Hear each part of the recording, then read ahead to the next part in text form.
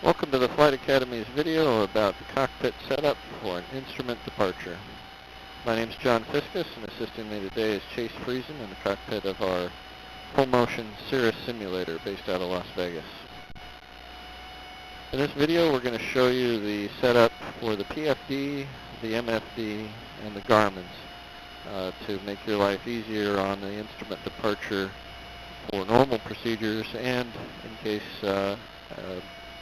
an emergency should happen or a system failure should happen. In our case today, we're going to show you a PFD failure.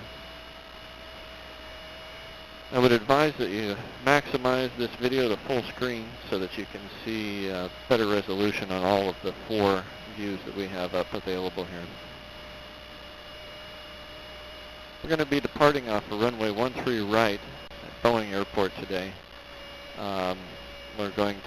There won't be any need to pull any charts out for this departure. We're not going to be using any charted published departure procedures today, but we will be talking mostly about setups and an emergency after departure. So, first, to set up, you're going to want to have an approach in mind as an emergency return for any IFR departure. At Boeing, we've selected the GPS for runway 13 right as our emergency return. We could also use the ILS, but since we're going to be talking about potential for a PFD failure, we wouldn't be able to do an ILS approach. So we'd want to brief that approach before we call tower that we're ready to go and have the chart available. If there's a frequency associated with it, like the ILS, it'd be a good idea to have that up and available. We could do the ILS in the event of some other system failure, say if an alternator went offline or we got a fault on another system. So have that frequency available and ready to go. So for setup, we've got frequencies entered as appropriate in Garmin 1 and 2. Chase will show you there, number 2 and number 1, we would have the appropriate frequency set in for the ILS. Now we're going to set our heading bug to the runway heading. We're departing 13 right today, so that's going to be a heading of 130.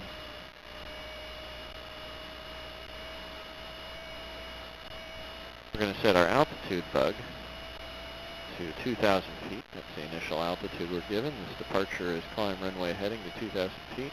And we're going to set our vertical speed bug to a healthy rate of climb. That's going to be 800 to 1,000 feet per minute. Make sure you note what your airplane can do.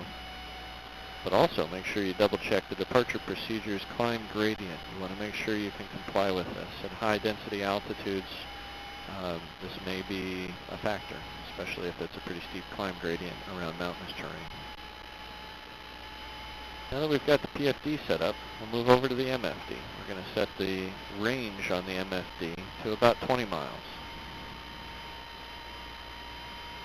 Chase is taking care of that. Now we're going to move over to the checklist portions. Chase is going to set up the climb checklist that's going to be available for him to just flip right to when he's ready to go. So climb checklist is there. Now he's going to turn the rest of the way over to the right to the engine page. And we've got the engine page up. If there should be a fault on departure, it'll be much easier for the pilot to catch it. If EGT or CHT goes bad, it'll turn red. Likewise, any of the faux analog dials along the top will turn red if there's a problem with one of them. Much easier to catch that if there's a problem. Now that we've got the MFD set up, we're going to move down to the Garmins. In Garmin number 1, we're going to set to nav group page 1. You can get there by turning the knobs as Chase is doing. That's also the one that you can get to by pushing and holding clear for 2 seconds. That's another easy way to do it. We want to use this Garmin page because it has along the top a CDI. It's showing a slightly left deflection right now. The triangle is the airplane. The line off to the left is the course. We want to use this and not a moving map to track a line because the moving map does not give you an accurate sense of scale, how close you are to the line, or if you might be slightly off. So definitely have this screen up. On Garmin number 2, we're going to go to the nav group all the way to the right, and then back 2 clicks. So there we're back 2 clicks, and this is in the nav group as well. So along the top of this page, we've got a track tape showing our approximate track.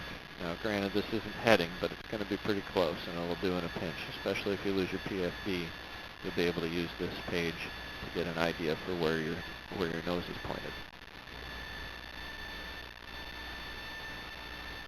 Now that we've got all these set up, we're ready for departure.